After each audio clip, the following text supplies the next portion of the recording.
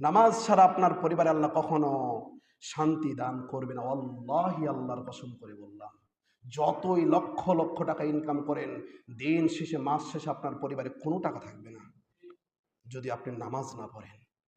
যদি নামাজ পড়েন, ভাইরে কথাগুলো একটু অন্তরে নেন, যদি নামাজ পড়েন এই শরীরে যতই অসুখ থাক, এই অসুখের বিনিময়ে আল্লাহ সওয়াব লিখে দিতে পারে না।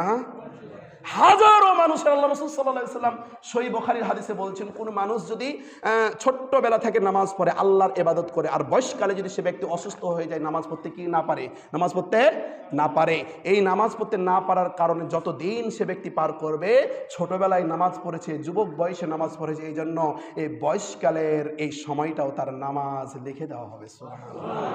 নামাজ না পড়েও নামাজের সওয়াব, নেকির কাজ না করেও নেকির কাজ, দান না করে দানের সওয়াব, হজ না করে হজের সওয়াব, বৃদ্ধকালে আপনি এগুলো পেয়ে যাবেন যদি আপনি যুবক অবস্থায়, ছোট অবস্থায় ইবাদত করেন কার? আল্লাহ।